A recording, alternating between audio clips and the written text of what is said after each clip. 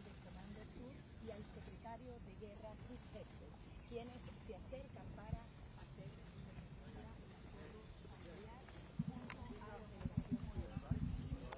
delegación de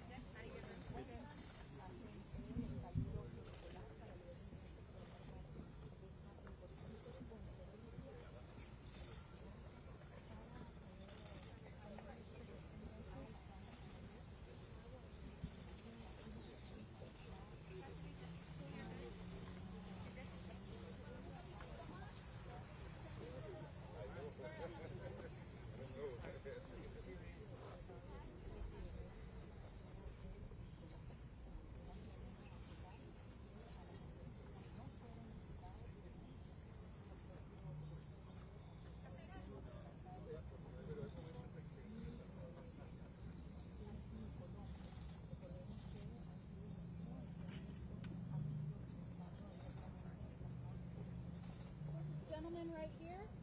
1, 2, 3. 1, 2, 3.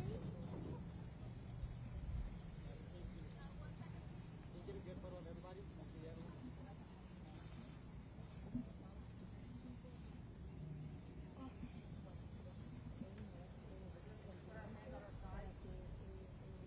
One more here. 1, 2, 3. 1, 2, 3.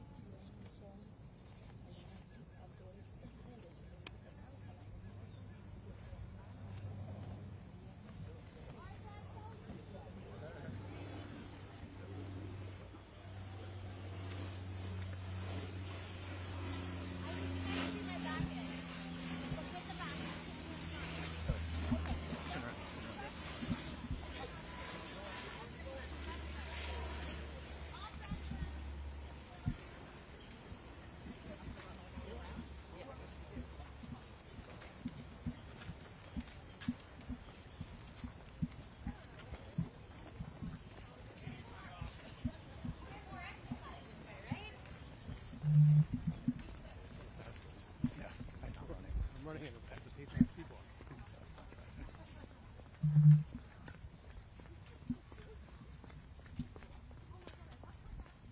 And then you drink coffee too. That's right. Oh, coffee's good here. So good.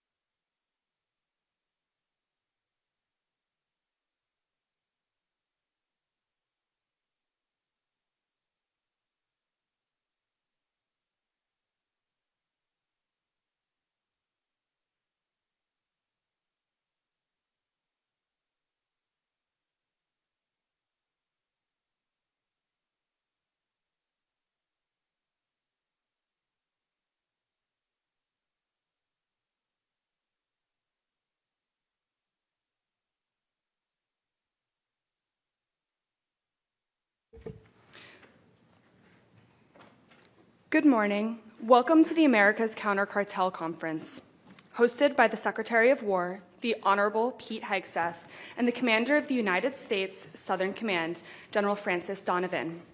We thank you for traveling to be here with us for this historic convening.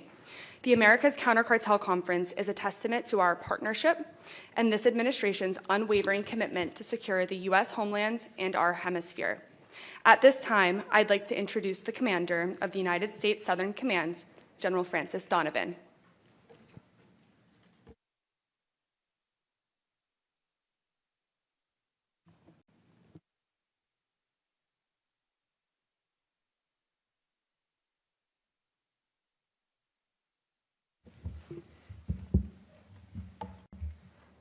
Buenos dias. Welcome to Doral, the United States Southern Command, for the America's Counter Cartel Conference. It was a pleasure to meet many of you last night at the reception, and even better to see many of the friends and teammates we met last month at the CHODS conference in Washington, D.C. Secretary Hegseth, sir, thank you for hosting this vital gathering and your enduring leadership. Each day, you're ensuring the security, stability, and prosperity of the United States and the entire hemisphere. I'd also like to welcome and thank the Deputy Chief of Staff for Policy and Assistant to the President of Homeland Security, Mr. Stephen Miller. The Undersecretary of War for Policy, the Honorable Eldridge Colby, who will be joining us virtually today. The Chief of the National Guard Bureau, General Stephen Nordhaus. Spock, thank you very much for being here. The Assistant Secretary of War for Cyber Policy, the Honorable Catherine Sutton. The Acting Assistant Secretary of War for Homeland Defense and the American Security Affairs, and my now best friend, Mr. Joseph Umar. The Principal Deputy Assistant Secretary of War for Homeland Defense, the American Security Affairs, Mr. Mark Dibleson, and the Senior Advisor to the Secretary of War, Mr. Eric Garrissey, Mr. Patrick Weaver, and Mr. Philip Hegseth. And welcome, most importantly, to all of our partner nations' ministers, ambassadors, and leaders joining us today. Thank you all for being here. Today we stand together at a very critical moment. Narco-traffickers, drug cartels engage in campaigns of terror, violence, and corruption to enrich themselves and expand their insidious influence. They are poisoning and killing all of our nation's citizens. These sophisticated networks flood our streets with fentanyl, cocaine, and other drugs that kill at a higher rate than any conventional war. This is the single gravest threat to security in our region and across our hemisphere. To counter this threat, the United States is guided by the strategic vision of peace through security, set forth in both the United States National Security Strategy and the National Defense Strategy. These documents give our military a clear mandate in the Western Hemisphere to defend the U.S. homeland and increase burden sharing with our allies and partners to do so. We are your premier partner to work with, by, with, and through your nations to achieve shared objectives. But when necessary, we will not hesitate to act. Operation Southern Spear and Absolute Resolve are proof of this commitment. Through these efforts, the United States is combating narco-terrorism and drug trafficking and, most importantly, restoring deterrence. The Western Hemisphere is our neighborhood, and the narco-terrorists who seek to export drugs and death to our shores and your shores will be dismantled and defeated. As allies and partners, we must take aggressive action together, sharing the burden through cooperation. We now call upon our long-standing relationships built on a foundation of trust and linked through shared culture, history, and economic aspirations to unite for the benefit of all of our nations. Our mutual security is at stake. Through combined operations, training, exercises, and intelligence and information sharing, we will achieve greater domain awareness, interoperability, and capacity to strengthen regional security. With all nations shouldering this burden, our collective resilience will prevent shared adversaries from using the region to further their maligned agendas. The time is now. Today marks the next step towards moving out to deter and defeat those who threaten the security, stability, and prosperity of the United States and this hemisphere. We all face these threats, and the most effective way to counter and eradicate them is by standing together. Before I turn the stage over to Mr. Humar, I'd like to once again thank you for your stalwart partnership. Your participation here sends an unmistakable message to partners and adversaries alike. We are taking the fight to the narco-terrorists and the cartels. Not only are we redoubling our commitment to defend the sovereignty and security of our nations, we are doing it together to realize our common vision of a safer, stronger, and more prosperous Western Hemisphere. Let's get to work.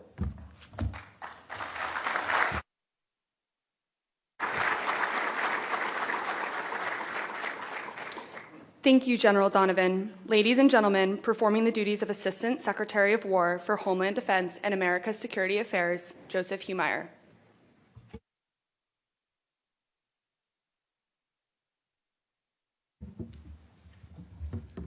Good morning, buenos dias. And I'd be remiss if I didn't begin by thanking my new best friend, General Donovan, for your excellent remarks and frankly for your excellent teamwork here at SOUTHCOM. Your team has truly been amazing at putting all this together in just a matter of a few weeks. So thank you, General. I'd also like to begin by acknowledging a special team of senior advisors and defense officials who, if not for their efforts, and not just today, but over the last several months, we frankly just wouldn't be here today. So a special thank you to Principal Deputy Assistant Secretary Divelson, Acting Deputy Assistant Secretary Strasbaugh, Mr. Eric Garrissey, Senior Advisor Mateo Haydar, and a special sincere and heartfelt thank you to Senior Advisors Philip Hegseth and Patrick Weaver. If it wasn't for you, frankly, this would not have happened. To all our interagency friends and foreign partners, this is truly a historic moment for the United States, for the Western Hemisphere, and for the world. In the room today, we have senior leadership from the Department of State, Department of Homeland Security, National Security Council, Homeland Security Council, Office of National Drug Control Policy, Office of the Vice President, and of course the White House. I'm honored to be here with you today as Secretary Hegseth, Acting Assistant Secretary of War for Homeland Defense in the Americas. Welcome everyone to the first America's Counter Cartel Conference in history. Every morning before I enter the Pentagon, I say a prayer in my car to our Heavenly Father, and I do this because I'm blessed. I'm blessed to be able to work in a once-in-a-lifetime administration, to work for a once-in-a-generation leader, President Donald J. Trump. And frankly, if it wasn't for President Trump, none of us, including our foreign partners, would be here today. President Trump, Secretary Hegseth, Mr. Stephen Miller, our leadership today understands an empirical truth that all the leadership of the United States missed for decades, if not centuries. They missed the fact that the Americas is an extension of U.S. Homeland Defense, that hemispheric defense is a part of U.S. Homeland Defense. And this statement of fact is now reflected in U.S. policy through the 2025 National Security Strategy and the 2026 National Defense Strategy that correctly places the Americas as a regional priority. Just think about where we were a little over 1 year ago today. And those of you that know me know that I've been working and studying on regional issues for more than 20 years. So I can confidently say that in 2024, prior to President Trump, I had never seen the Americas in worse shape. Prior to President Trump, there was record-breaking illegal mass migration that was collapsing our border and many of your borders as well. There was record-breaking deaths of Americans from deadly drugs that was transiting through your countries and stealing your sovereignty. The explosion of transnational organized crime in every single country throughout the Americas was destroying our shared region. If you think about it, before President Trump, we were breaking all the records for all the wrong things. And it was even worse because there was a growing false narrative throughout the region that was taking hold that said you cannot win a war against major cartels and gangs because they are too powerful. In some cases, and even in some countries, frankly, they were giving up and adopted a posture of, if you can't beat them, join them. That's not tolerable anymore. Not for the United States, not for your countries, and not for our neighborhood. If you look to your right and you look to your left, you will find partners that are willing to fight with you. And if we collectively fight together, there is no gang, there is no terrorist, there is no cartel that is more powerful than us. We are here today because each of you has committed to doing your part. And that commitment cannot just be lip service. This must come with a new approach and a new normal to dismantle and destroy our shared threats of cartels and narco-terrorism. There'll be a lot of discussions today on a myriad of topics, but I really want to quickly emphasize two that are central to this effort: border security and deterrence. If you do not control your borders, you do not have a country. Border security and territorial integrity, as President Trump has shown, is possible. Since 1848, since the Peace of Westphalia, sovereignty has been the bedrock of human flourishing. You do not have a democracy if you do not have your sovereignty, and you cannot have sovereignty without borders. Open borders make transnational organized crime fundamentally transnational. And you do not combat transnational crime with transnational institutions, you fight it with borders and national sovereignty. If we remove the transnational from transnational organized crime, it becomes a local problem, becomes a solvable problem. The second point is on deterrence. Interdiction, while necessary, is not deterrence. Dialogue, while useful, is not deterrence. Failing to control your prisons, your borders, or your waters is not deterrence. Going on offense is deterrence. Operation Southern Spear shows that the deterrence is taking lethal and bold actions, and our goal is for every partner in this room today to start leading deterrence-focused offensive operations against your cartels. And finally, to wrap up, I want to make a point about geography, because geography in this hemisphere is indispensable to security. I mean, the secret sauce of Latin America and the Caribbean to be a regional priority for the United States, it's not the size of your trade, it's not your populations or your military, it's because we are always going to be connected because of our shared geography.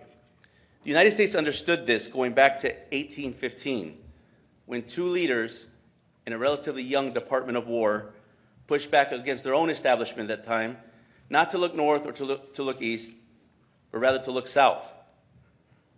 The Department of War back then fought and won the Battle of New Orleans in 1815 that connected the United States to what is now the Gulf of America.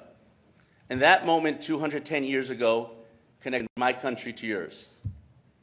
And just a few years after that, these same two leaders led the Department of War to fight another war on our southern border, the Seminole Wars.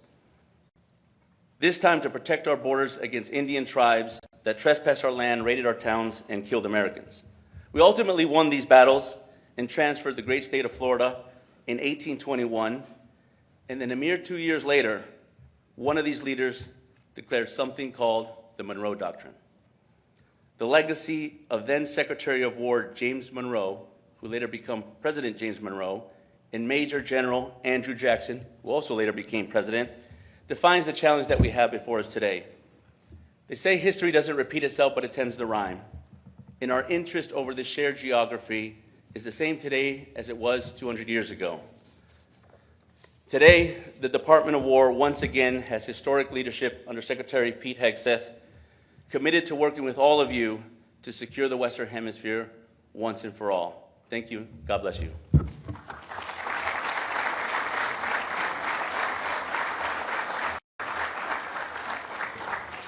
Thank you. I would now like to invite Deputy Chief of Staff for Policy and Assistant to the President for Homeland Security, Stephen Miller, to the podium.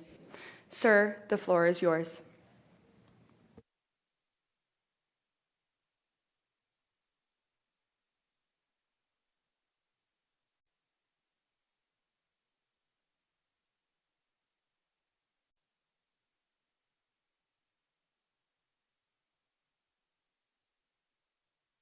General Nordhaus, and thank you to my good friend Secretary Hegseth, who I've long admired but I've gotten to know personally in the last number of months, and he is as fine a gentleman and as fierce a warrior as you will ever meet, and we've all learned to put our faith and confidence in his leadership of the War Department, so thank you, Pete. There's been a paradigm shift under President Trump in the Western Hemisphere in the last 14 months. Some of that was touched on by the earlier speakers, but just to restate it, we are not going to cede an inch of territory in this hemisphere to our enemies or our adversaries.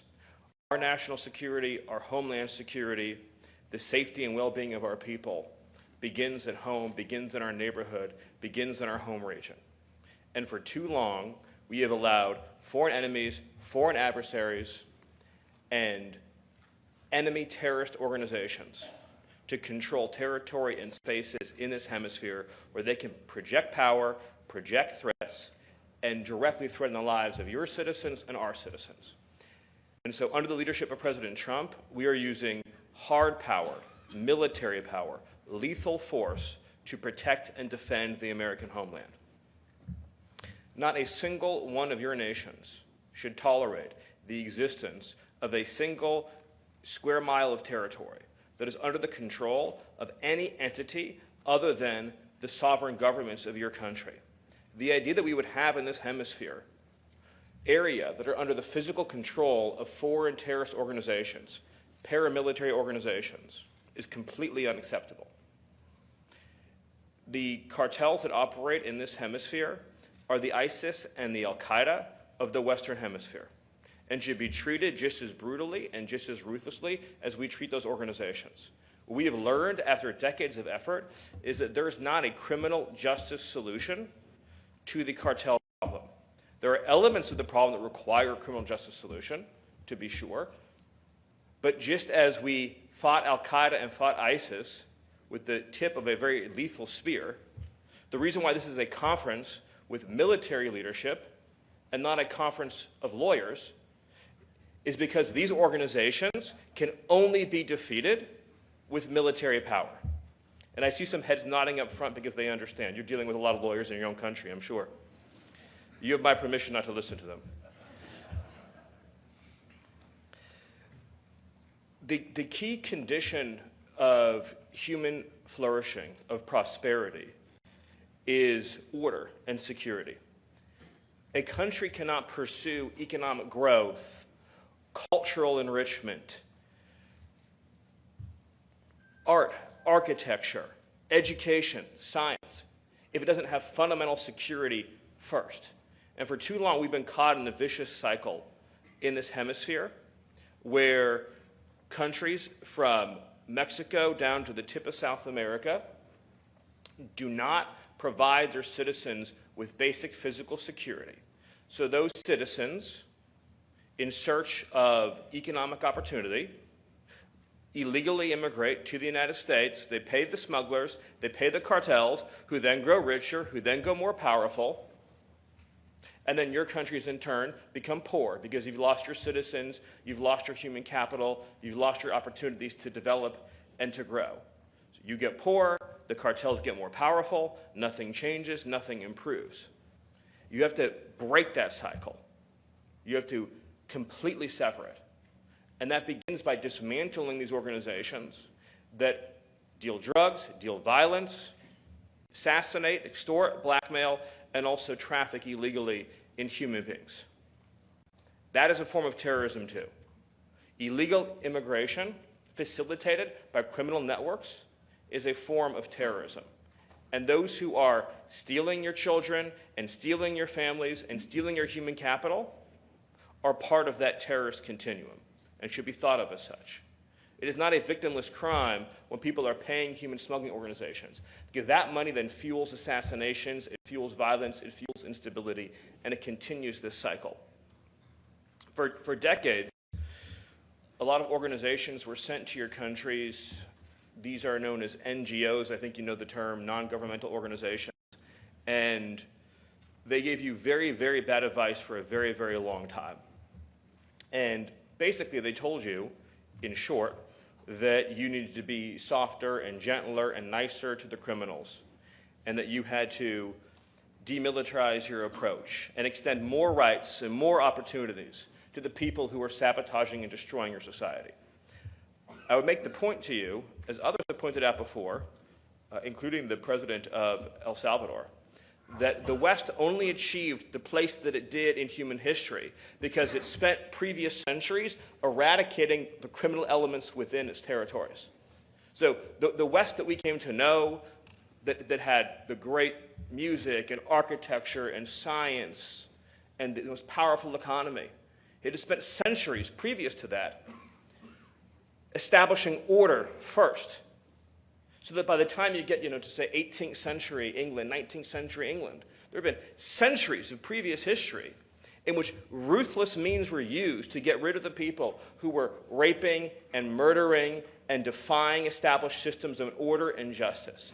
And then when people could live freely and peaceably, and children and families and women could be safe, then it became possible to pursue all of these higher elements of life.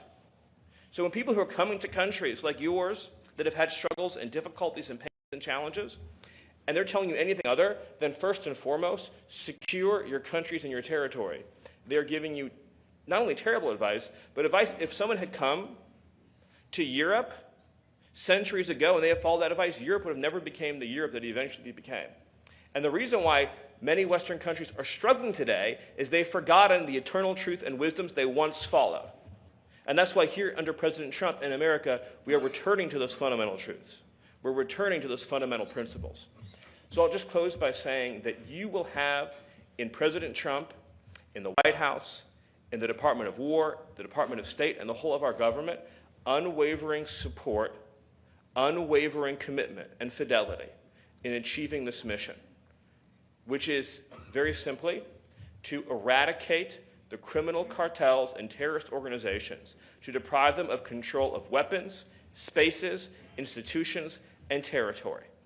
And the human rights that we are going to protect are not of the savages that torture and rape and murder. The human rights that we are going to protect are of the peaceable citizens who have an absolute human right to live in physical safety and security every day of their lives. And in that mission, I promise you, we will be your closest partner. Thank you.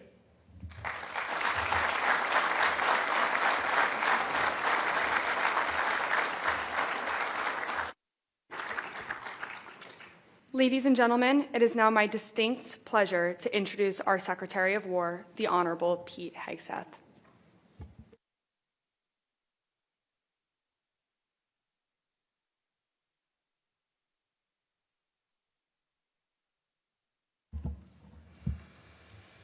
Well, good morning, everybody. Well, General Donovan and I are pleased to welcome all of you to Southern Command this morning. I'm honored to be the first Secretary of War to lead a hemispheric defense conference like this in more than 30 years. This conference is about you. This conference is about us. This conference is not called the America's Counter Cartel Conference. It's the America's Counter Cartel Conference. This is about what we together can do. You know, it's been more than 200 years since our nation struggled for independence from foreign rule. The War of 1812 was about the United States defending its independence and protecting its territory. A 47-year-old Carolinian who was a major general in the Army, as was mentioned, Andrew Jackson, defeated a British army almost double the size.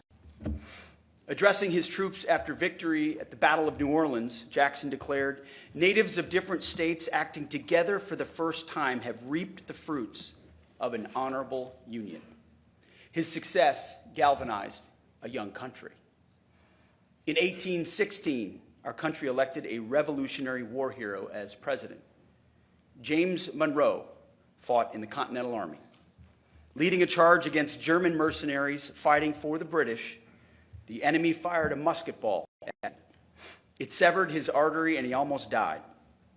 But the young captain rallied and grew to be governor of Virginia, Secretary of War, and one of our greatest presidents.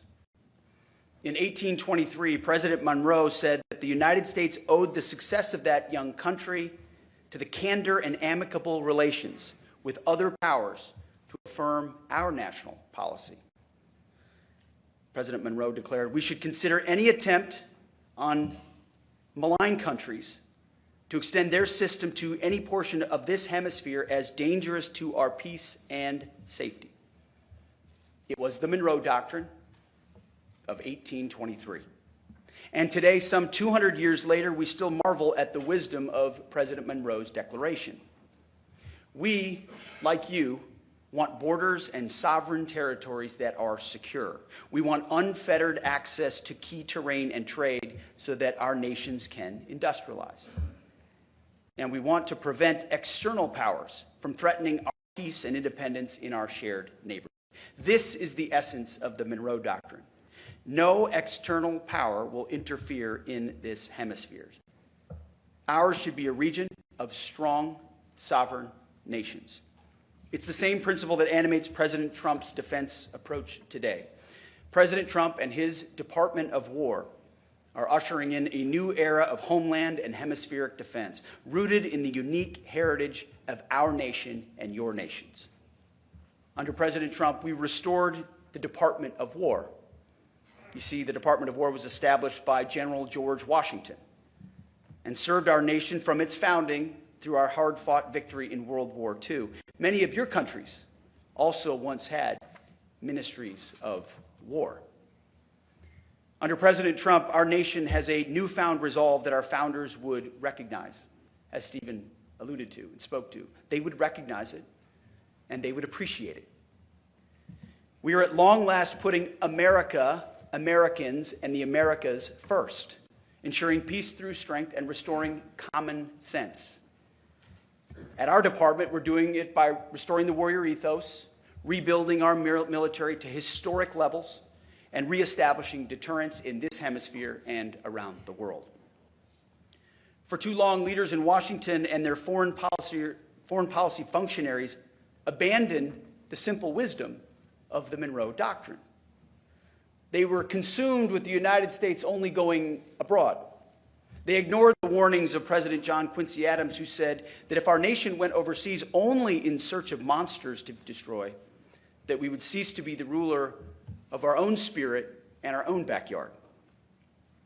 Under previous leaders, we grew obsessed with every other theater and every other border in the world except our own. These elites reduced our power and presence in this hemisphere, opting for a benign neglect that was anything but benign. In your countries, many leaders accepted the status quo to coexist with narco-terrorism, or for a law enforcement alone approach that failed to deter and dismantle threats. Same happened in our country under the previous administration. And the result of this collective neglect was fatal. More than 1 million Americans were killed by fentanyl, cocaine, and other drugs. Numbers greater than any casualties we've sustained in war. Millions of illegal aliens invaded our borders and destabilized nations across the hemisphere.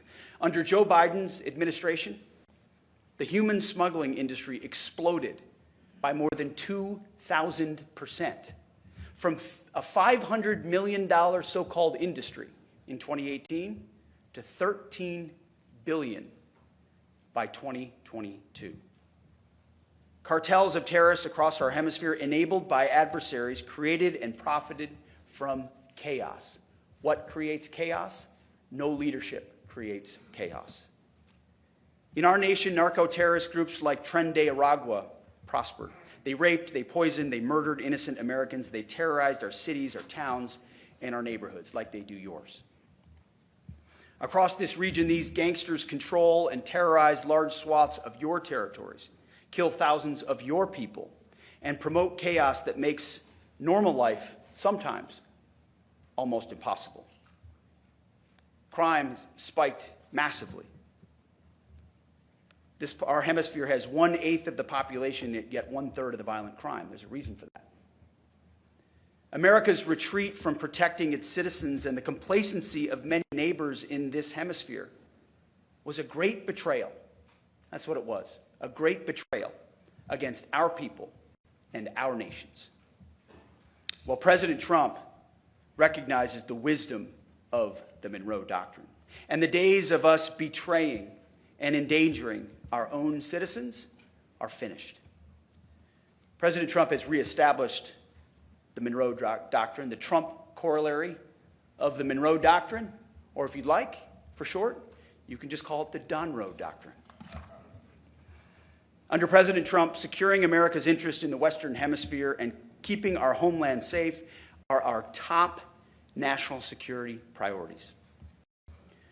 The President's historic national defense strategy ensures that the Department of War will prioritize resources around the threats and objectives that are core to homeland defense and the people and prosperity of the American people. And to start, the Department of War is once again defending our borders as a priority of our national defense. With our law enforcement partners, we are defending our borders and making our streets safe again. Crossings at our southern border, at the U.S.-Mexico border, have dropped to the lowest number in history. Murders nationwide have plummeted by more than 20%. We now have operational control of our southern border. 0 people are crossing our southern border. We will not rest until we have complete operational control of every inch of all of our borders. So it starts with us. We're addressing it, but we're not stopping there. Under President Trump, for the first time in history, the Department of War is on the offense against narco-terrorists as well. I should back up a step, though.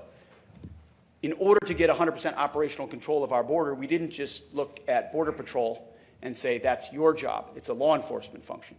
We deployed the United States military. Right now, the division command of the 101st Airborne is in operational control of the southern border.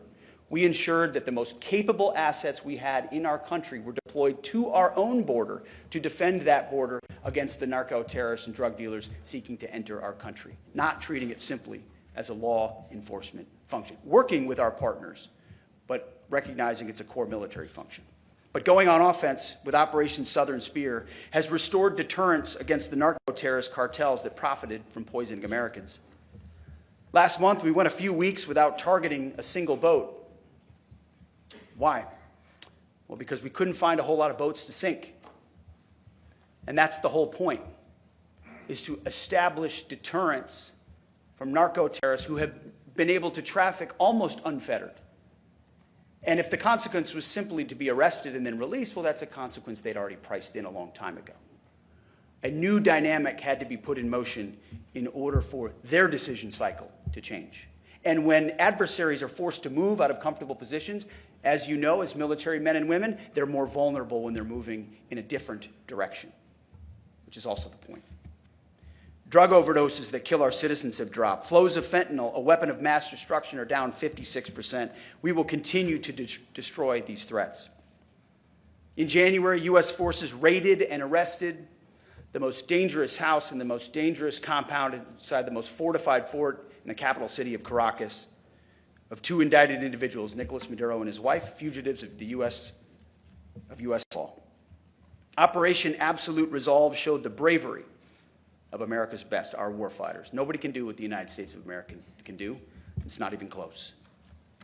President Trump has shown what is possible when you reject the status quo delusion that threats to our homeland and our hemisphere are somehow secondary. America is prepared to take on these threats and go on the offense alone if necessary. However, it is our preference, and it is the goal of this conference, that in the interest of this neighborhood, we all do it together with you, with our neighbors and with our allies who are eager and willing and capable. To do this, to work together, we must first acknowledge what was lost and then understand what needs to be restored. All the nations represented in this room are offsprings of Western civilization. Our nations are and always will be united by our heritage, our history, and geography in this new world. We share the same interests. And because of this, we face an essential test. Whether our nations will be and remain Western nations with distinct characteristics, Christian nations under God. Proud of our shared heritage with strong borders and prosperous people ruled not by violence and chaos, but by law, order, and common sense. Or whether we are permanently torn apart by something else, led astray by competing forces, radical narco-communism and anarcho-tyranny, which threaten our people, borders, and sovereign lands in the name of a false sovereignty or a false peace. uncontrolled mass migration, which overwhelms domestic resources intended for deserving citizens and drives unchecked crime and unchecked violence. Or the belief in so-called globalism that seeks to erase our distinct national identities in the name of tolerance, erase our borders in the name of compassion, and erase our warrior ethos and that which makes us strong in the name of so-called diversity and political correctness. One of the dumbest phrases in military history, which used to be echoed from the former Defense Department in the previous administration, they would say it over and over and over again, was our diversity is our strength. It's the single dumbest phrase in military history. Because what is our strength is our unity. Our strength is in our shared purpose, in the training we do together, the capabilities we have to do, we can do together. In our context, the Constitution we swear an oath to defend together, the uniform we wear together. That is our strength. We reject other notions and offer a new choice. We must defend our national interest and restore our national identities. Otherwise, the outcome is the same. Our hemisphere will be poorer, more dangerous, and weaker. This matters not because we seek to preach to you about culture wars or ideologies, or to tell you how to run your countries. We're not here to tell you how to run your countries. Instead, it matters how we assess the threats facing us and the choices that we make on how to overcome them. That is what will define our destiny. President Trump understands that today's threats to border security and key terrain in our hemisphere are existential questions for our nation and for all of yours. When adversaries conduct incursions in this hemisphere, off the coast of a U.S. state, Alaska, or off the coast of Greenland, or in the Gulf of America, or the Caribbean, that is a direct threat to the United States homeland and to peace in this hemisphere. When adversaries control ports or infrastructure along strategic choke points for U.S. and hemispheric trade, such as the Panama Canal, or install military facilities just miles off our shore, that is a threat to the United States homeland and peace to this hemisphere. When terrorist killers and cartels capture strategic infrastructure, resources, and entire towns or cities close to U.S. borders and U.S. shores, or profit from mass illegal migration, that is a threat to the United States homeland and a threat to all of you as well, to the Americas. The same adversaries that threaten our shared heritage threaten our shared geography as well. They seek to displace the historic North-South relationship that we've always shared with some sort of a new global South that excludes the United States and other Western nations, but includes non-Western powers and other adversaries. The answer to our challenge is not to ignore our geography in the name of global interests, but to embrace our shared geography in the name of national interests. That is why President Trump has drawn a new strategic map from Greenland to the Gulf of America to the Panama Canal and its surrounding countries. At the Department of War, we call this strategic map the Greater North America. Why? Because every sovereign nation and territory north of the equator, from Greenland to Ecuador and from Alaska to Guyana, is not part of the global South. It is our immediate security perimeter in this great neighborhood that we all live in. Each one of these countries border either the North Atlantic or the North Pacific. Each one of these countries sits north of the two basic geographic barriers that exist in this region, the Amazon and the Andes Mountains. This is basic geography that we don't teach in schools as much as we should. And it restores our North-South relations, and we must get it right. In the North, the United States must enhance posture and presence in cooperation with you and our sovereign partners to defend our shared immediate security perimeter. In the South, meaning south of the equator, the other side of this great neighborhood, we will strengthen partnerships through increased burden sharing. This will enable you to take a greater role to defend the South Atlantic and the South Pacific, and to secure critical infrastructure and resources in partnership with us and other Western nations. This is what we did in World War II. just like we sunk ships with torpedoes in World War II.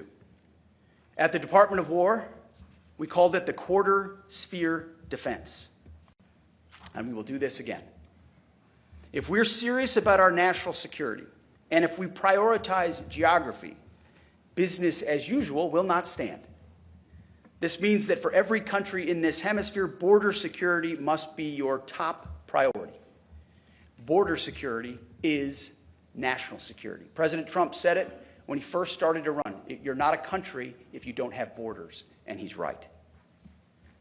President Trump sealed our border by directing the military to mobilize resources and personnel to stop invasion by cartels and other criminal actors. You can do this as well, and many of you have. This also means that you too can and must go on the offense against narco-terrorists. We've had great collaboration with many countries in recent months, and I want to thank every country in this room that has supported our access to find, fix, and finish cartel targets. We have only just begun to work with you. More must be done by you and by us to target narco-terrorist groups across all domains. We will dismantle narco-terrorist networks in this hemisphere, and we will deny access to the state adversaries who support them. We will correct the mistakes of the past, the mistakes of the so-called Global South. I want to thank General Donovan, who has been an excellent partner and a great new leader here at Southern Command. One of the great mistakes of the past was that our leaders didn't provide the U.S. Southern Command with the support that it needed. It was a command chock full of lawyers and social workers and NGOs, law enforcement. That's changing. General, I'm directing my team to correct these historic failures, to ensure that your command has the resources and staff that you need for this robust mission ahead. It's the least we can do. I want to, absolutely, thank you.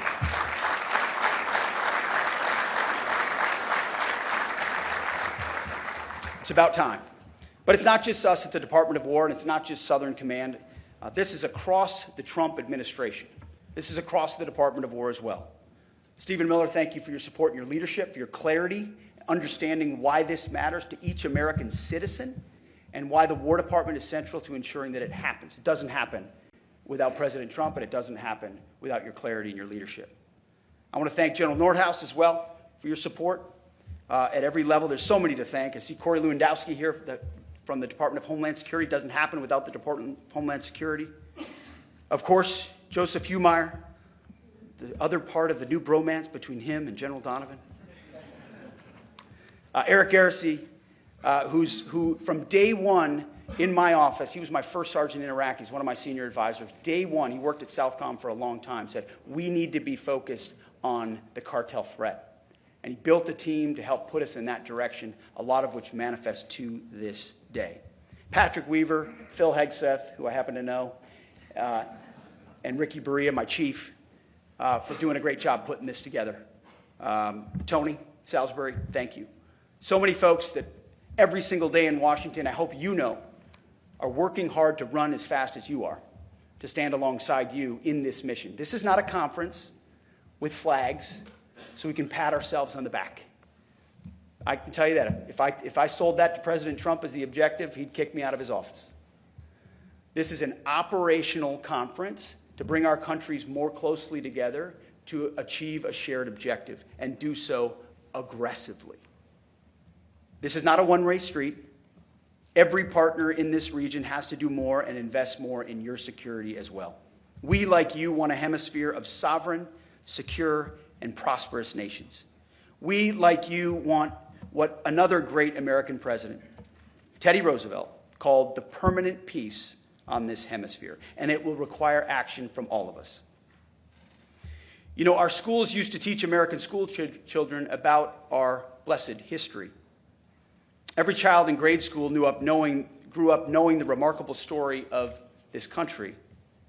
They knew that President James Monroe was once an orphan, that at a mere 16 years old, he had to look after his siblings. I've got an almost 16-year-old. He couldn't look after anything. It's remarkable. Well, that orphan grew to be not just one of the greatest presidents, but one of our greatest Americans. after his presidency when his wife died and he became frail and ill with heart failure. But he still spoke about what he called our shared cause of liberty. Still talked about the toils and the perils of our war for independence. James Monroe, our 7th president, died on July 4th, the 4th of July, Independence Day, 1831, 50 years after 1776. What I like to say is, here at the Department of War, we're in the 1775 business, which is when Americans took up arms before they even declared independence. All of you are also in the 1775 business. Without the force of arms, without our militaries, we cannot keep our country safe. That's my responsibility, and it is yours. With Donald Trump in the Oval Office and with all of you here, we can still realize that long ago dream of James Monroe in our time. We will make the Americas great again. Thank you, and God bless you.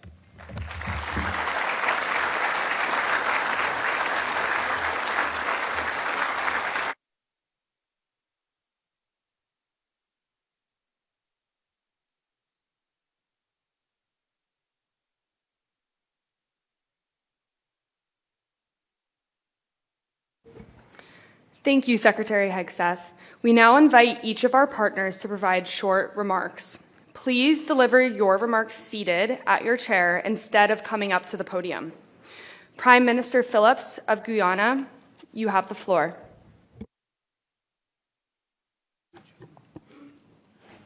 Thank you. I thank the government of the United States of America and the Honorable Secretary of War, Pete Hegseth, for convening this inaugural America's Counter Cartel Conference and for the invitation extended to Guyana. Guyana and the United States share a strong and expanding strategic partnership built on mutual trust and robust defense and security cooperation. Through capacity building, joint exercises, and policy and technical engagements, our countries have worked closely together to combat narco-trafficking and other forms of transnational crime.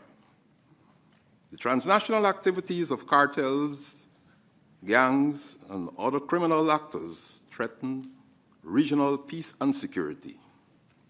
These networks undermine the rule of law, weaken institutions, and threaten the safety and economic well-being of our citizens.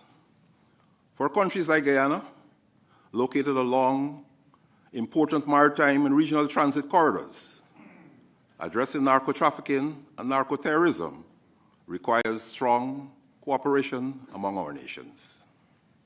These threats demand coordinated intelligence sharing, enhanced operational cooperation, and strengthened defense capabilities across the hemisphere, and to continue to respect the sovereignty and territorial integrity of every state. As our region continues to grow economically and strategically, it is also essential that we work together to protect critical infrastructure, strengthen national institutions, and enhance our resilience to evolving security threats. Through deeper cooperation and partnership, we can ensure that our hemisphere remains safe, secure, and a true zone of peace. Guyana welcomes the adoption of the Joint Security Declaration of this conference and looks forward to joining the coalition to combat narco-terrorism. The government of Guyana remains committed to being a reliable and active partner in advancing the security and stability of the Western Hemisphere. Thank you very much.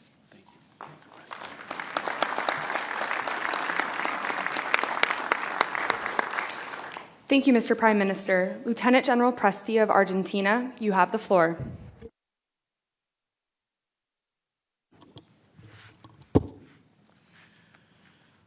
Señor Secretario de Guerra, señor General, autoridades aquí presentes, antes de comenzar, quiero expresar nuestro respeto por los militares de Estados Unidos de América que recientemente perdieron la vida en combate cumpliendo con su deber.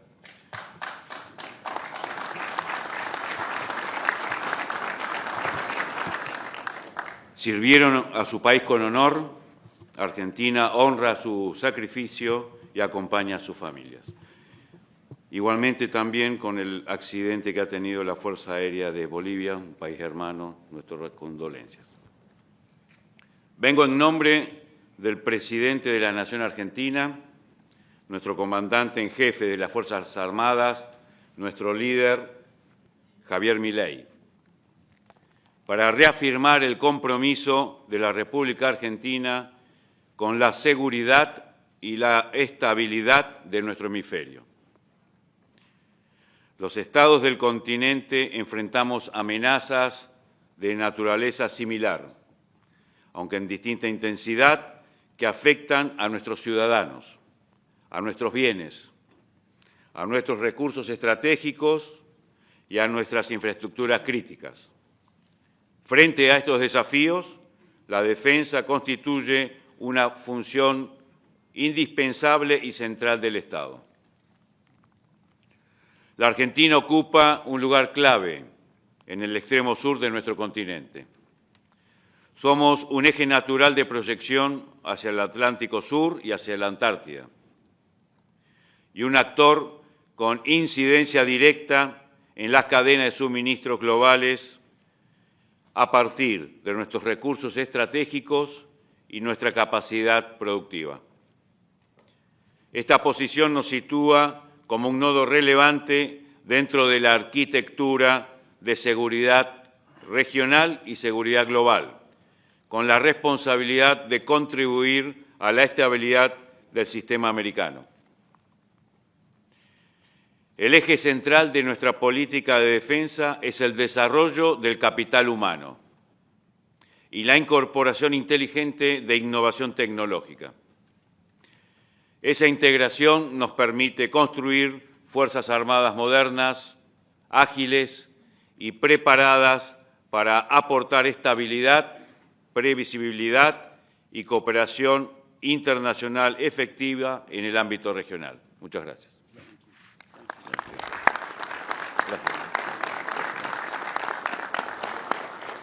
Thank you, sir. Minister Monroe of the Bahamas, you have the floor. Good morning, Excellencies. On behalf of the government and people of the Commonwealth of the Bahamas, I extend warm appreciation to Secretary Hegseth and the government of the United States for convening this conference and for the seriousness of purpose which it signals to criminal networks across this hemisphere. Let me be direct. This gathering is a declaration that we will no longer permit cartel networks, narcotics traffickers, and organized criminal enterprises to exploit the gaps between and within our jurisdictions. And the Bahamas stands fully committed to that declaration. Allow me to use this occasion to reiterate that the military cooperation between the Bahamas and the United States must be based on the shared commitment to peace, sovereignty, and security, consistent with our existing bilateral agreements and with full respect for sovereignty and laws of each country and with due regard to the international legal norms.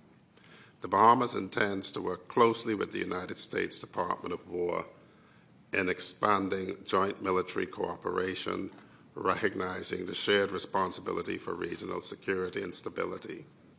The Bahamas welcomes closer collaboration on military-to-military efforts regarding border security, counter-narcotics, interoperability, and intelligence sharing. The disparity between the scale of our security responsibility and our resource capacity is significant, and it is not sustainable.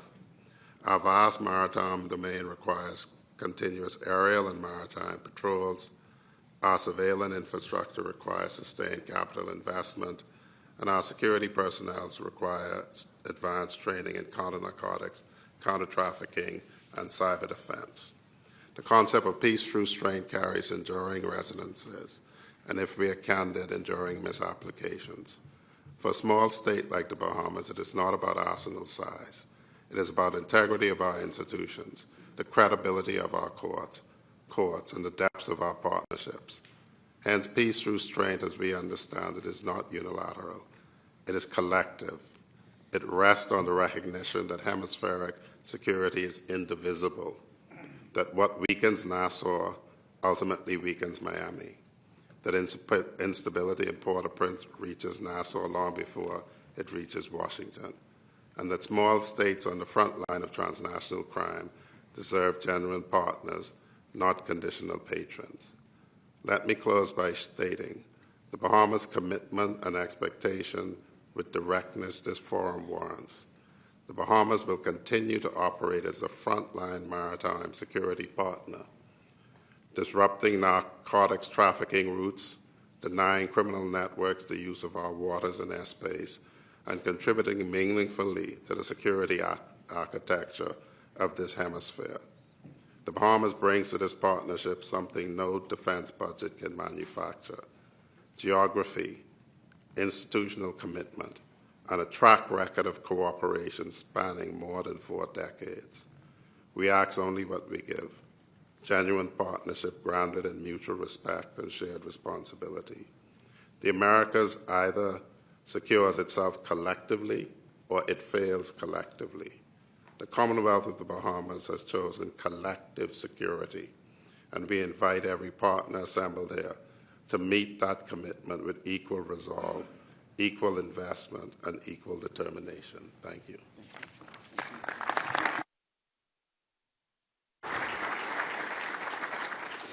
Thank you, Minister Monroe. Minister Marin of Belize, you have the floor. Good morning. Secretary Hegseth, General Donovan, distinguished ministers, heads of delegation, and colleagues. On behalf of the government and people of Belize, I extend sincere appreciation to the United States for convening this timely and important conference here in Miami. I thank the leadership of the Department of War for bringing us together around a shared purpose: strengthening our collective response to cartel activity and the transnational crime across the Western Hemisphere. For Belize, this is not abstract. As a small but strategically located nation bridging Central America and the Caribbean, we sit along key maritime and overland routes exploited by criminal networks. These networks traffic narcotics, weapons, and human beings. They undermine governance, distort economies, fuel corruption, and erode the safety and confidence of our citizens. Cartels and transnational criminal organizations do not respect our borders. They adapt quickly, leveraging technology, exploiting institutional gaps, and moving seamlessly across jurisdictions. Our response, therefore, must be equally adaptive, coordinated, and resolute. Belize remains firmly committed to a comprehensive security strategy that combines strong border protection, maritime domain awareness, intelligence-led operations, and close interagency collaboration. We are investing in the professionalization of our defense and security forces, strengthening our legal frameworks, and enhancing cooperation with regional and international partners. But no nation, in particular Belize, can confront this threat alone. The Western Hemisphere is interconnected by trade, travel, and shared democratic values. When criminal networks destabilize one country, the effects ripple across us all. That is why partnerships, regional and multilateral, are not optional, they are essential.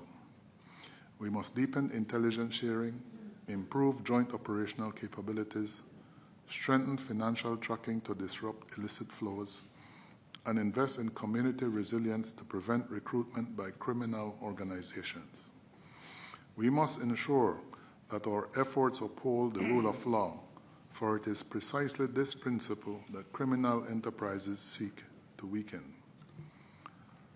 Colleagues, Belize stands ready to work shoulder to shoulder with our partners to safeguard our region.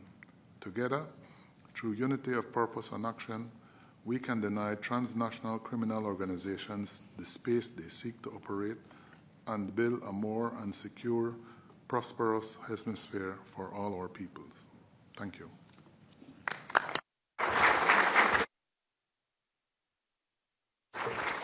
Thank you, Minister Marin. Minister Salinas of Bolivia, you have the floor. Thank you. Señor Secretario de Guerra Hegseth, señor Comandante del Comando Sur General Donovan, buenos días a las autoridades presentes y delegados y colegas de distintos países. Bolivia comparece ante este foro plenamente consciente de las amenazas emergentes que hoy desafían la estabilidad de nuestra región, generando incluso tensiones e inestabilidad entre países hermanos con un entorno de guerra híbrida permanente. Reconocemos que el crimen organizado transnacional ha mutado hacia formas de actor parainstitucional, operando con impunidad a través de las fronteras que hasta ahora han sido porosas, erosionando la soberanía efectiva de nuestros estados. Ante esta realidad, Bolivia propone la consolidación de una seguridad cooperativa e integral. Buscamos establecer mecanismos de confianza mutua y coordinación de acciones combinadas con nuestros vecinos y con los Estados Unidos, alineándonos con el paradigma de que la seguridad de un Estado es interdependiente con la de sus vecinos y sus aliados. Nuestra posición geográfica estratégica, como una síntesis donde se integran los Andes y la Amazonía, nos sitúa en una encrucijada crítica. Podemos permitir que el crimen organizado transnacional nos utilice como un hub para hacer la distribución de insumos y sustancias ilegales, o podemos transformarlos en un hub soberano que distribuye información y seguridad para todo el hemisferio. Para alcanzar este objetivo, mi país está trabajando con inversión propia en el desarrollo de un sistema de vigilancia integral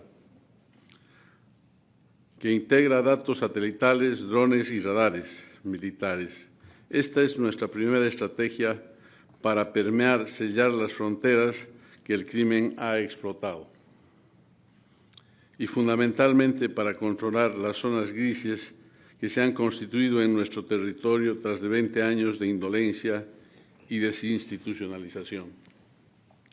Entendemos que la defensa moderna exige un enfoque multidominio, ya que las amenazas actuales ejercen un control no solo del físico,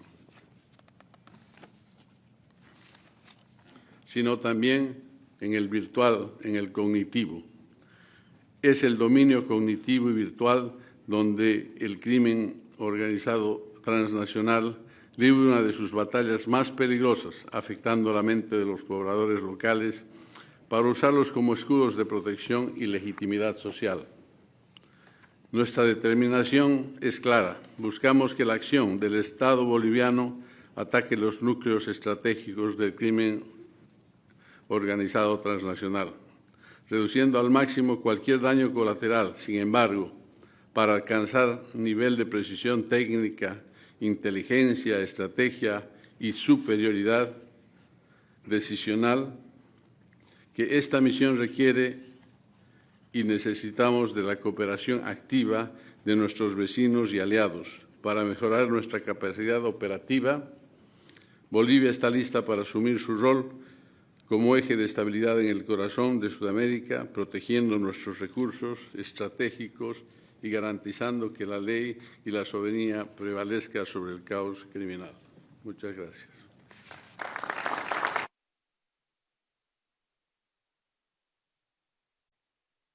Thank you, Minister Salinas. Mr. Barros of Chile, you have the floor. Thanks. Good morning. Thanks, Secretary Hegseth and General Donovan, and thanks to all of them who had created the initiative of this great meeting. It's great to see the government of the United States of America leading the war against cartels, illegal immigration, and many social diseases our countries are suffering today. Let me respectfully say, welcome back. It's very good for us to see we have the States back again. And this conference and this meeting, and we are getting together, we are joining because there's a great threat in cartels and other criminals. Why? Because they hurt our societies. They create poverty, they create pain, they create weakness in our countries. They act against the law. That's a great issue. That's why we go against them. It's against the law approved democratically in our nations, in accordance with our sovereignty and the power and the decision of the people. And our governments are forced to defend the law, the rule of law. It's because the law of civilized nations, we will join and work together to end the pandemic of the cartels and all the criminal actions are associated to them. The great difference between them and us is that this alliance is against criminals, and we will fight them. And the decision is to strengthen our work together, as you mentioned, and we will do it in accordance with the rule of law.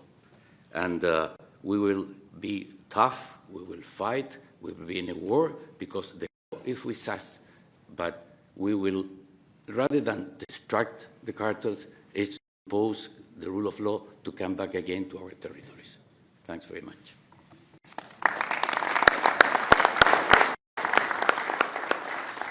Thank you, Mr. Barros. Minister Zamora of Costa Rica, you have the floor.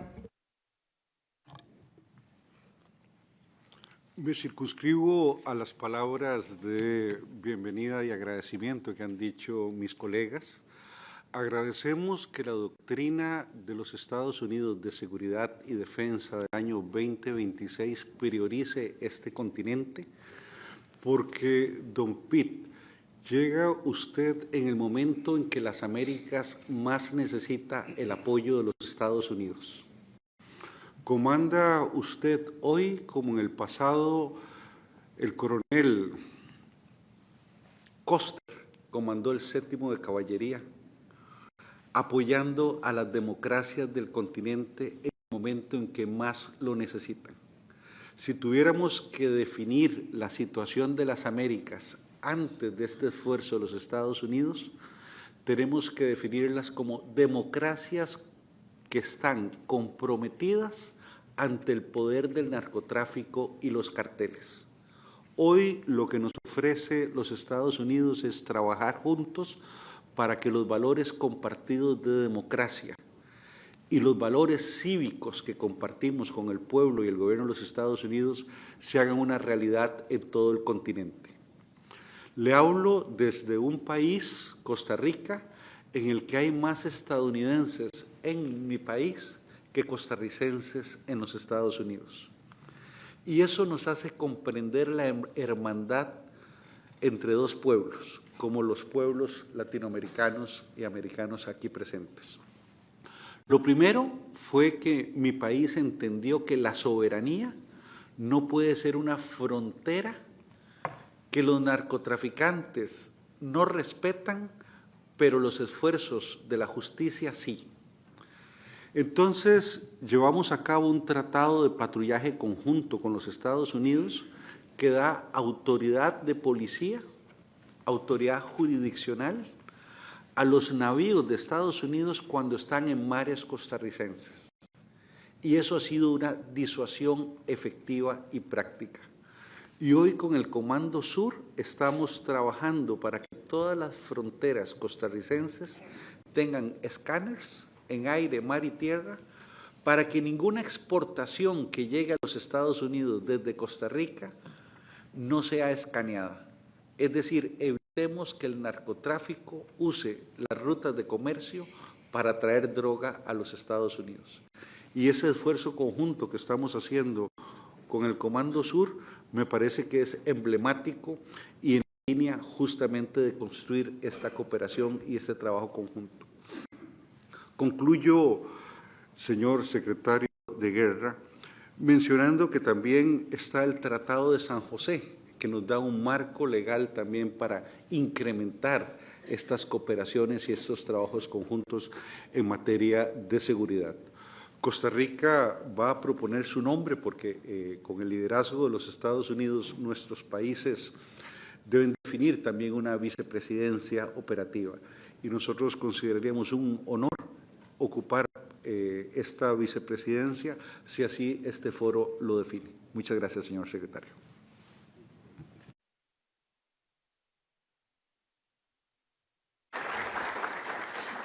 Thank you, Minister Zamora. General Onofre of the Dominican Republic, you have the floor. Muy buenos días, señor secretario Hegseth, general Donovan, homólogos y jefes de delegaciones del hemisferio, señoras y señores. Es un alto honor para la República Dominicana participar en esta Conferencia de las Américas contra los carteles, aquí en la sede del Comando Sur de Estados Unidos, espacio que reafirma nuestro compromiso común con la seguridad y la estabilidad del hemisferio. Nuestro país reconoce que para avanzar en la paz es imprescindible asegurar nuestras patrias y nuestras fronteras.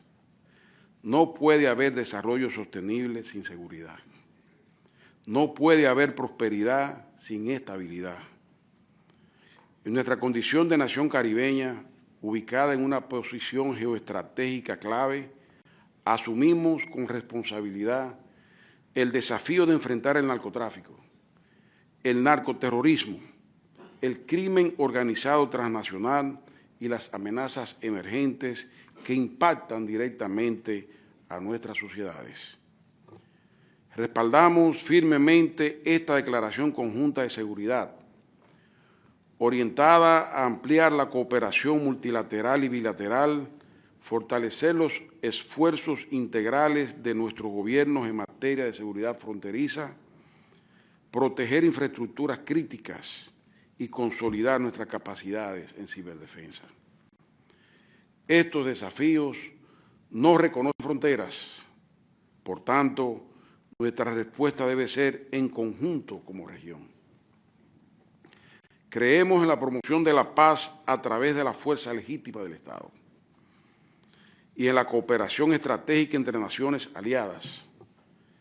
Unirnos en una coalición hemisférica contra el narcoterrorismo y otras amenazas compartidas no es solo una opción, es una necesidad histórica. La República Dominicana reafirma su firme compromiso con la estabilidad, la democracia y el desarrollo de la región. Estamos listos para alinear prioridades, compartir buenas prácticas y explorar nuevas oportunidades de colaboración que nos permitan anticipar riesgos, disuadir amenazas y proteger a nuestros ciudadanos. Juntos, con voluntad política y acción coordinada, fortaleceremos la seguridad del hemisferio occidental y construiremos un futuro más próspero y más seguro para nuestras naciones. Muchas gracias.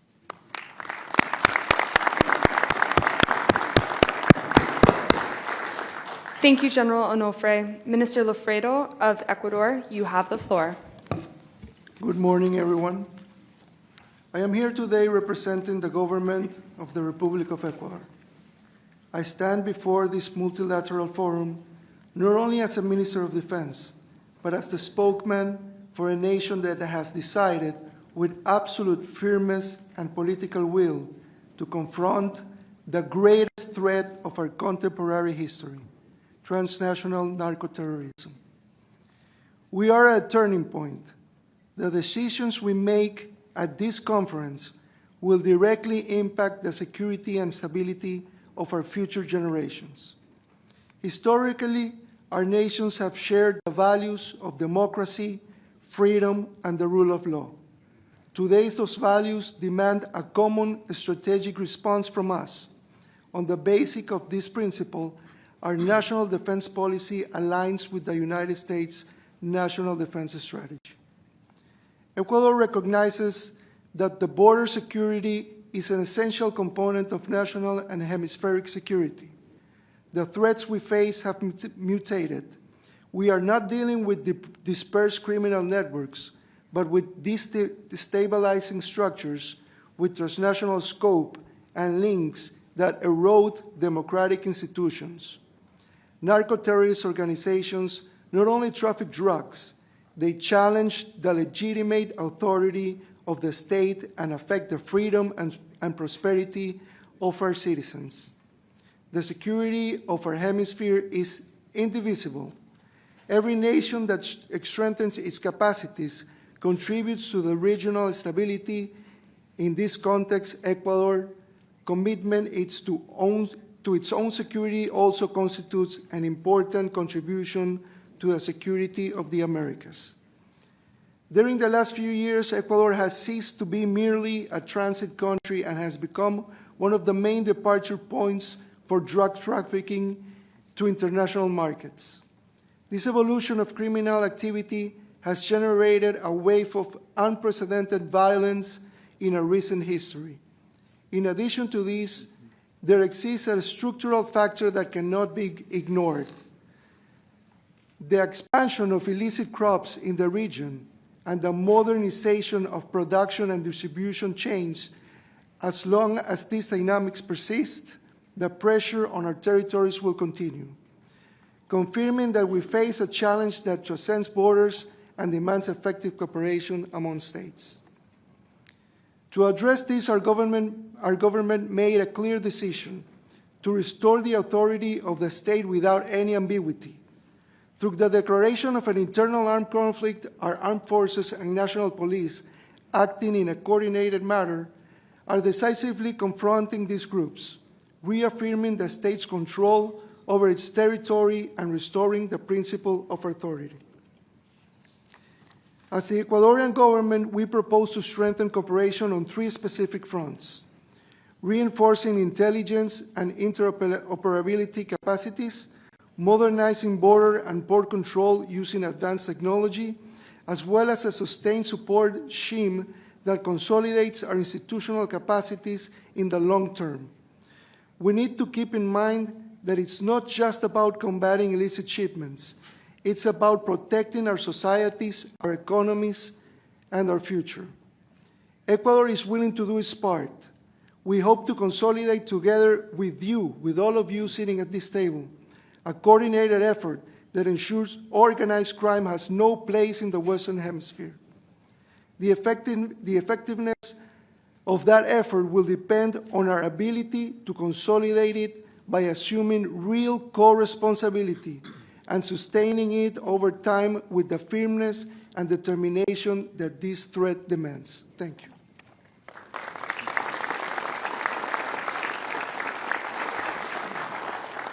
Thank you, Minister Lafredo. Minister Marino of El Salvador, you have the floor.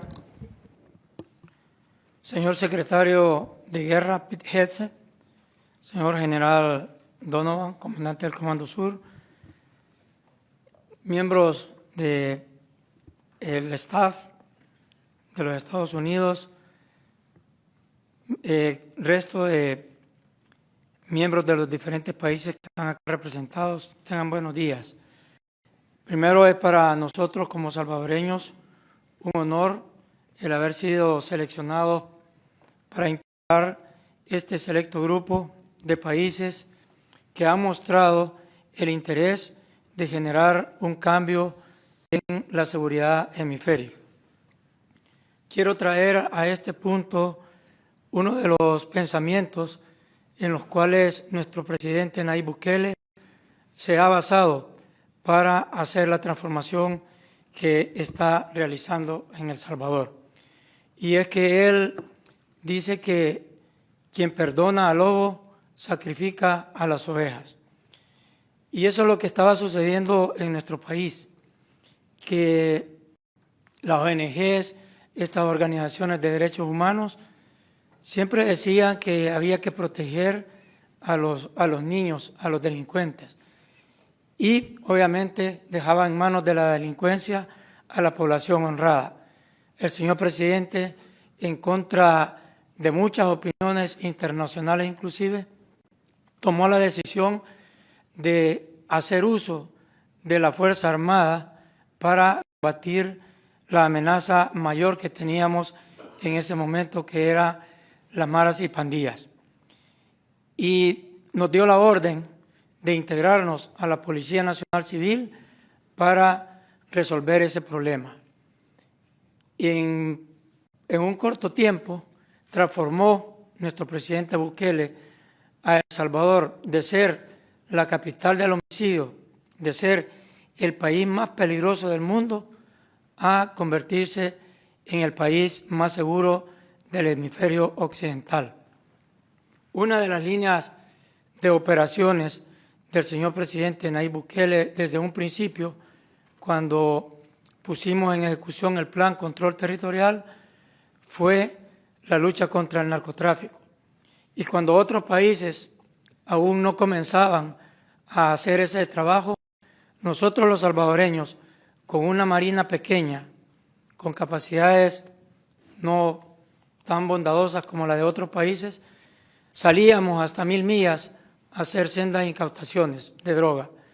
Y creo que eso demuestra la voluntad de nuestro presidente y demuestra que la teoría llevada a la práctica da resultados.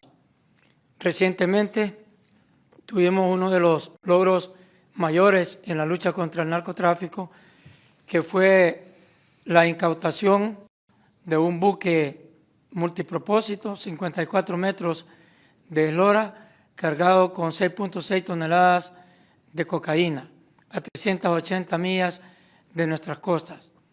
Para lograr esto, obviamente, nosotros también tenemos que reconocer y agradecer a Estados Unidos el apoyo que nos da, que nos permite ese honor de entrenar junto con sus fuerzas élites. En la visita que hizo nuestro presidente el año pasado a la Casa Blanca, que luego yo tuve la oportunidad de visitar el Pentágono, le hacíamos unas solicitudes a ustedes, secretario, y que le pedíamos que nos enviara otro equipo de fuerzas especiales de los SEALs para entrenar con nuestros tridentes. Y accedió a eso, tenemos entrenando con nosotros, y también le puedo decir que los resultados se están viendo reflejados en estas últimas incautaciones que hemos realizado. Como salvadoreños, queremos decirle a todos los acá presentes que la voluntad de los salvadoreños está para ayudar a todos los demás países que puedan necesitar tal vez de alguna orientación o de alguna transmisión de la experiencia que nosotros hemos tenido, porque en verdad transformar un país de ser el país más peligroso del mundo a el más seguro del hemisferio no ha sido tan fácil, pero también es el reflejo de otro de los conceptos que nuestro presidente mantiene, y dice que no puede haber delincuencia más fuerte que el poder del Estado, y que cuando la delincuencia se apodera de un Estado es porque sus funcionarios no son corruptos o no están con la voluntad de combatirlo. Así que con esto quiero reiterar el apoyo del gobierno de El Salvador en este esfuerzo. Estamos contentos de que hayan retomado la doctrina Monroe. Consideramos que la seguridad de cada uno de los países contribuye a la seguridad de todo nuestro continente y, por lo tanto, la seguridad de manera individual de cada país. Muchas gracias.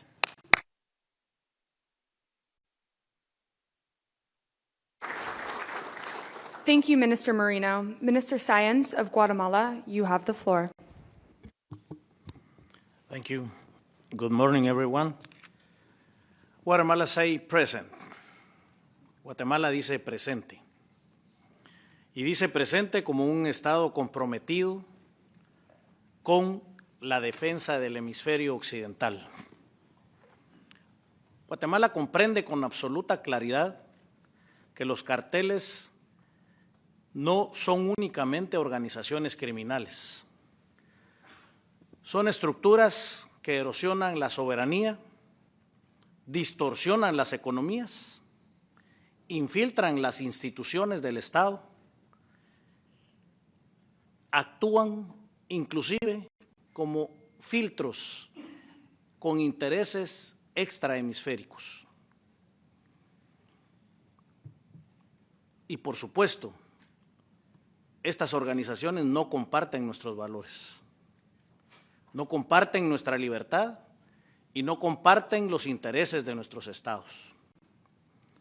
Para Guatemala, la seguridad fronteriza, la seguridad hemisférica es prioridad.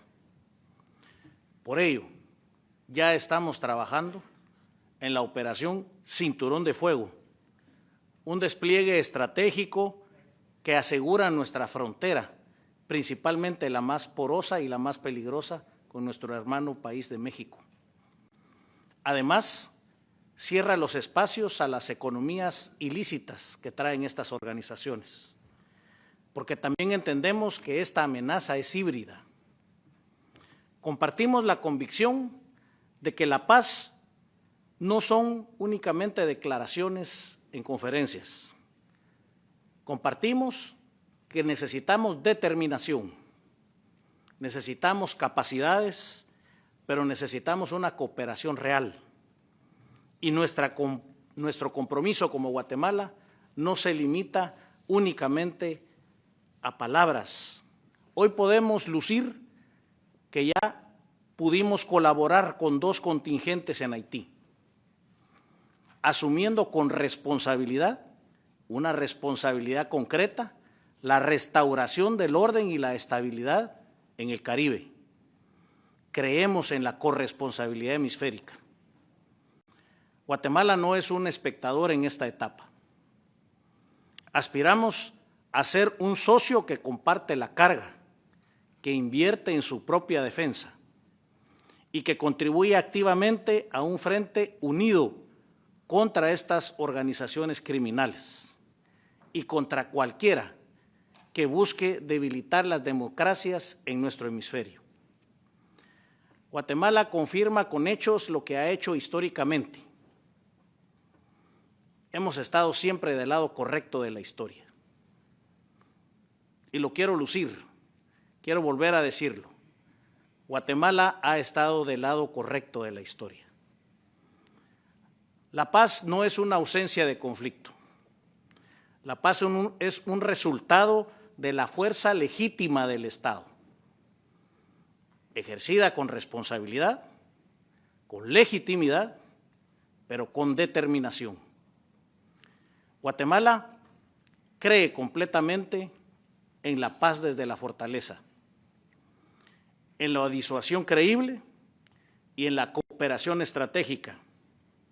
Guatemala cree en un hemisferio donde el crimen organizado y los actores desestabilizadores no encuentren ningún espacio para actuar y menos para prosperar.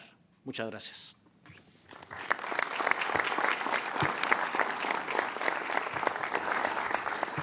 Thank you, Minister Sayans. As a reminder to our partners, please try to limit your remarks to 2 to 3 minutes so we can stay on time. Thank you very much. Secretary Rodriguez of Honduras, you have the floor. Good morning. On behalf of the President of FURA, the State of Honduras, and the Armed Forces, we would like to express our sincere gratitude for the invitation to participate in this important conference. This forum reaffirms a reality we all recognize. The fight against cartels and transnational organized crime cannot be addressed in isolation. It is a hemispheric threat that requires joint response, permanent cooperation, and a shared strategic vision. Honduras occupies a key geographic position in the continent, which has been exploited by criminal organizations using our territory as a corridor for illicit activities. In light of this reality, the new government has made a firm commitment to strengthen its operations and actively contribute to regional security. Today, this morning, we are here to reaffirm our commitment to work alongside our allies, friends, and neighbors through regional cooperation, sharing strategic information, and coordinating efforts to actively confront criminal organizations that threaten democracy. Honduras will continue to fulfill its responsibility with determination and with the firm's political will to maintain peace and security on the Americas. Thank you so much. Muchas gracias.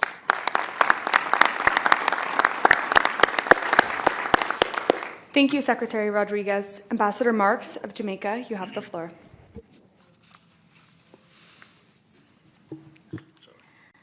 Thank you. Honorable Peter Hegseth, General Francis Donovan, Mr. Stephen Miller, colleagues, ladies and gentlemen, thank you for this opportunity to be here this morning. I bring remarks on behalf of the government of Jamaica, and particularly our Prime Minister and Minister of Defense, Dr. Andrew Holness. But Mr. Secretary, before I get into the remarks, I must tell you that back in December, when I met what I now call your crack team of Mr. Humir, advisors Weaver and Hegseth, I thought we were going to be having the usual committees and white papers. So today, having this meeting in such a short time is very commendable, and especially in light of what is happening all over the globe. To see you here, it conveys more than anything that you could say of your intention to be serious about the threats confronting our hemisphere. Thank you. Jamaica and the United States of America share a special relationship characterized by decades of strong bonds of friendship, development, and trade cooperation. This year, our countries will commemorate the 64 years since the establishment of diplomatic relations. Jamaica's participation in this America's Counter Cartel Conference is an extension of the strong relationship that exists between the United States and Jamaica. Transnational organized crime poses one of the most significant threats to Jamaica and the peace of our citizens and visitors. These threat actors leverage criminal networks transcending national borders with connecting nodes across the Americas that extend even beyond the Western Hemisphere. The vectors that facilitate narcotics trafficking by cartels and drug syndicates are the essential elements that link the movement of small arms and light weapons, money laundering, and trafficking of a range of other contraband. Jamaica sees it as crucial to support a regional counter-narcotics thrust as the country's recognition of the dangers that transnational organized crime groups bring to domestic security, law enforcement, and peace. Annually, Jamaica's security forces seize high volumes of cocaine. And in fact, in 2025 alone, the security forces seized over 1,200 illegal weapons because of the nexus between illicit drugs and guns trade in the region. These realities reflect a nexus between local drug pushers and gangs with external drug syndicates and transnational organized crime groups, which support the fact that these networks do not exist in a vacuum. Similarly, the counter-cartel efforts by nation states cannot take place in a vacuum. We acknowledge that this must be a collaborative effort, multi-agency, and across the wider region. So Jamaica, again, acknowledges the appreciation, the support of the United States in coming up with this coalition, and also in supporting our own Plan Secure Jamaica. Through tangible commitments and collaboration with the USA, Jamaica has been able to reduce murders by over the past year by over 40%, a significant decline. And so before I conclude, I want to take a special moment as we're speaking about appreciation to acknowledge, Secretary, the support of the United States, and especially through the Southern Command during our recent Hurricane Melissa experience. Over a third of the country was destroyed. And when we needed a friend to be there, the United States was there. Your very quick action, your mobilization of support saved many lives. And we want to just take this opportunity also to thank you for being a friend, not only on paper, but when we needed you, you were there. And we are here to support what your bigger purpose and vision now for this region. So in concluding, Jamaica supports the expansion of cooperation to enhance security in the Americas, and we envision enhanced security cooperation for member states on countering the scourge of organized crime. Mr. Secretary, we thank you and your team for this transformative initiative, the America's Counter Cartel Coalition, and we are happy to be a part of it. Thank you.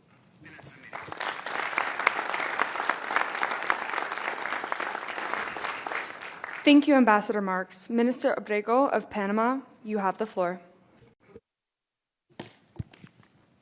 Sí, muy buenos días, secretario Pete Hegseth, general Frank Donovan, distinguidos colegas, autoridades y representantes de las Naciones Amigas. Es un honor dirigirme a ustedes en esta conferencia internacional, espacio que reafirma nuestra convicción de que los desafíos actuales trascienden fronteras y exigen respuestas coordinadas, estratégicas y sostenibles. La convergencia de líderes y expertos aquí presentes demuestra que compartimos una visión común: fortalecer la cooperación hemisférica, anticipar riesgos emergentes y consolidar capacidades que nos permitan enfrentar con eficacia las amenazas transnacionales que impactan nuestra estabilidad y prosperidad. Nos encontramos en un entorno estratégico dinámico, donde la seguridad es interconectada y multidimensional, por lo cual demanda mayor interoperabilidad, intercambio oportuno de información y alianzas basadas en confianza y responsabilidad compartida. Panamá reafirma su compromiso de actuar frente a los desafíos comunes del hemisferio, respaldando las iniciativas que fortalezcan la cooperación regional y contribuyan a la seguridad, la estabilidad y el desarrollo sostenible de nuestras naciones. Les invito a que este foro sea un espacio de diálogo franco, intercambio de buenas prácticas y construcción de soluciones concretas. Con mucho respeto y un espíritu de colaboración, deseo que tengamos una jornada productiva y orientada a los mejores resultados. Muchísimas gracias.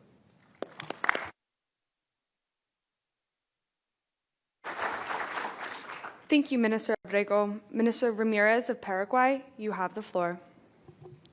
Good morning. First of all, I would like to thank Secretary of War Pete Hegseth, the South Commander Frank Donovan, for convening and organizing this important meeting. Your team is quite interested in coordinating all those activities that we are developing here. Dear ministers, authorities, colleagues, really, Paraguay is here because we share principles and values. And the leadership of the United States on this issue is quite important, because those values are freedom, democracy, human rights, rule of law, and in God we trust. Paraguay appears also before this conference with a clear conviction. The fight against cartels and transnational organized crime is not only a security priority, but also an essential condition for development, democratic stability, and the prosperity of our nation. Under the leadership of President Santiago Peña, Paraguay has adopted a comprehensive and strategic approach embodied in the 2023-2028 Strategic Security Plan, which strengthens the operation capacity of the state, modernize our institution, and promote effective interagency coordination through the National Defense Council. The results are tangible. We have carried out large-scale operations, such as Operation Escudo Guaraní, disrupting drug trafficking logistic networks, seizing illicit drugs, weapons, and assets, and finally weakening the criminal organization. At the same time, we have strengthened territorial control, modernized our surveillance system, and reinforced the state's presence in vulnerable areas. Paraguay has also deepened its bilateral and regional cooperation, particularly with the United States. We approved yesterday in the Senate the SOFA agreement with the United States, and in the next week we have a law to start or restart our bilateral cooperation with the United States. But with our neighborhood is very important also our cooperation. And strategic partners recognizing that no nation can face alone threats that are transnational in nature. Coordination in intelligence sharing, joint operation, and institutional strengthening has been key to achieving effective results. We also reaffirm that security and development are inseparable. Combating organized crime requires not only operational firmness, but also investment in strong institutions, economic opportunities, and social cohesion. Paraguay remains committed to a hemispheric response grounded in shared responsibility, mutual trust, and respect for sovereignty. Only through sustained strategy and collective action will we be able to protect our society, to ensure a safer future for the Americas. Thank you so much.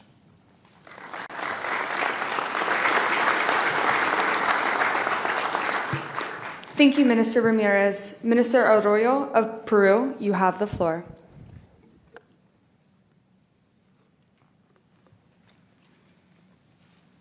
Señor Pete Hegseth, secretario de Guerra de los Estados Unidos de América.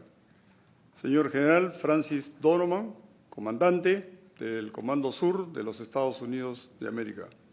Señora y señores ministros de Defensa de los diferentes países de América. Señoras y señores miembros de diferentes delegaciones de los países de América. Damas y caballeros, tengan todos ustedes muy buenos días. Es un honor para mí dirigirme a todos ustedes y expresar que el Perú agradece la invitación de los Estados Unidos de América para participar en esta primera conferencia de las Américas sobre la lucha contra los cárteles.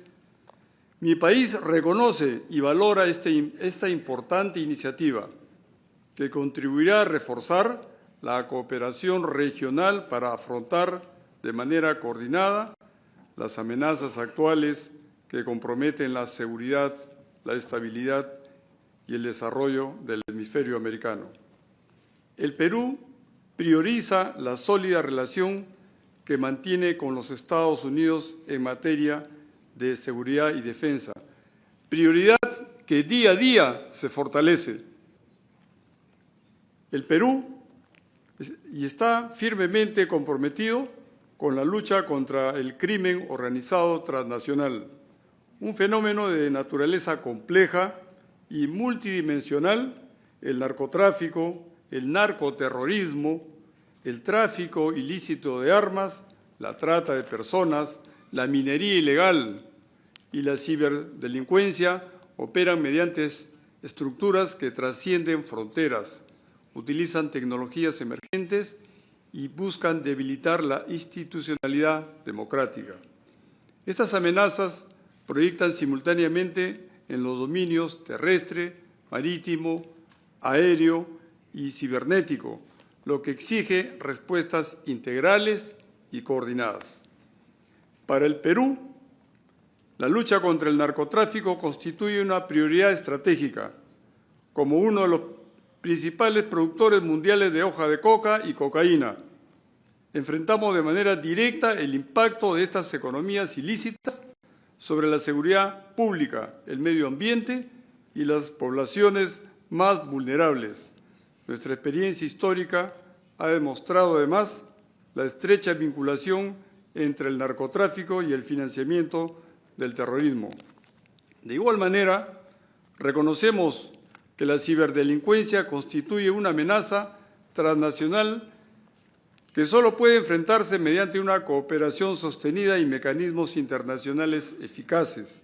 El Perú ha participado activamente en la negociación y suscripción de las convenciones de las Naciones Unidas contra la ciberdelincuencia, reafirmando su compromiso con la prevención, investigación y sanción de estas conductas. así como con el fortalecimiento de los mecanismos de cooperación internacional frente a las amenazas digitales emergentes. Frente a este entorno estratégico, la seguridad hemisférica exige mayores niveles de interoperabilidad, intercambio oportuno de información, modernización de capacidades y una cooperación basada en la confianza mutua y el respeto a la soberanía de los Estados. Para terminar, decirles que el Perú reafirma su compromiso con una acción coordinada y solidaria que permita preservar la estabilidad regional y garantizar un hemisferio más seguro y próspero para nuestras naciones. Muchas gracias.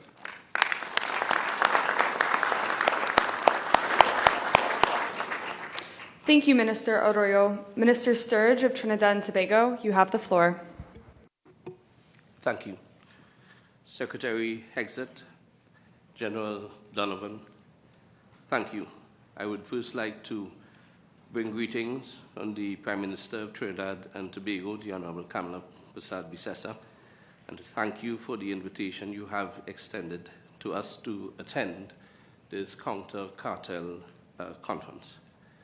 We appreciate the solemnity of the occasion and we are grateful for it.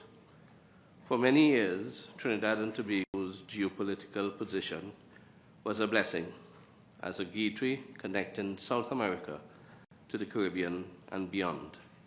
But that blessing has become a burden, as in recent times we found ourselves at the mercy of powerful drug cartels and criminal networks engaged in narco-trafficking, firearms trafficking, and human trafficking.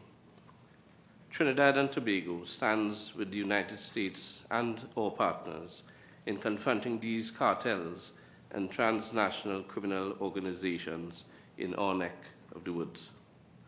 We are not observers in this fight. We are on the front line with you.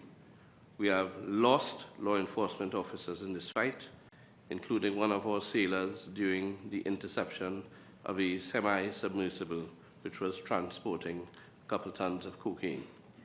We have lost thousands of citizens over the last 2 decades to violent crime, fueled mainly by the actions of the new narco-terror networks.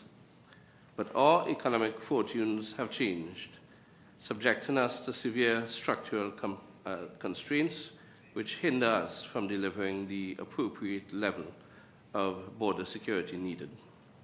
Because we once classified as high income earning, and because of our GDP, that classification turns out to now be strategically misleading and thus limits our ability to access critical security assistance, donations of equipment, and other resources. This at a time when our borders are critically exposed, leaving us at a critical disadvantage as we face off with sophisticated and well-financed narco-traffickers who move their goods northwards into your neighborhoods and onto your streets, into your homes, and bringing destruction to your youth. If we are to deliver effectively as the security anchor in the Southern Caribbean, we require assets that would equip us with the capability to disrupt the cartels in the transshipment corridors and to protect our shared economic interests in the energy sector. Every shipment intercepted in our waters is one that would never reach your streets. Again, permit me to underscore our commitment that we stand ready. Our personnel are highly trained and our doctrine aligns with yours. We require assets in the interim that would enhance our maritime domain awareness, as well as enable us to carry out targeted reinforcement that would serve both our interests and would deliver immediate hemispheric benefits.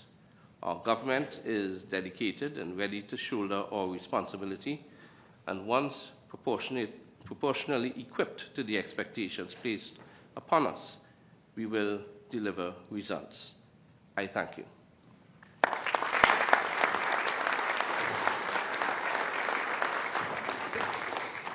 Thank you, Minister Sturge. At this time, Secretary Hegseth invites all heads of delegation to join him at the table for the signing of the Joint Security Declaration.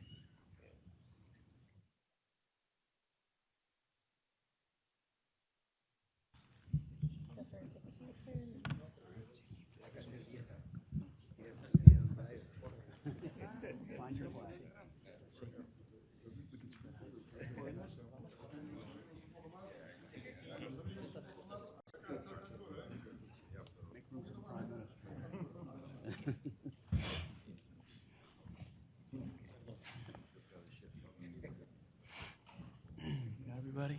All right.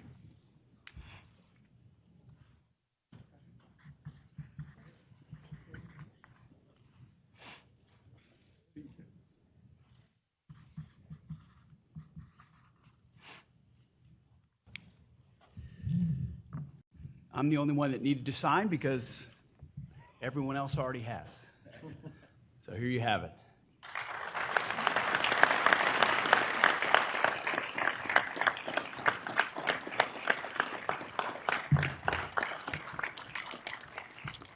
It's America's Counter Cartel Conference Joint Security Declaration, affirming our relationships, respecting sovereignty, recognizing the strategic importance of this hemisphere, and declaring our intent to expand multilateral and bilateral cooperation to enhance security in the hemisphere, to cooperate on whole-of-government efforts on border security, countering narco-terrorism and trafficking, securing critical infrastructure, and other areas to be determined, advancing peace through strength, as was so eloquently said by so many speakers here. It means something to address future threats to our mutual interest and join together to combat narco-terrorism and other shared threats in the Western Hemisphere. Signed March 5th, the year of our Lord 2026, in English and Spanish. How about that? Thank you.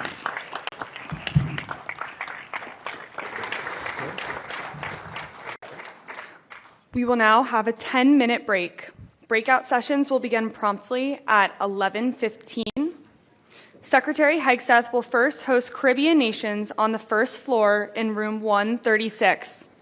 Central American and South American nations will begin with counter-narcotics and cyber breakout discussions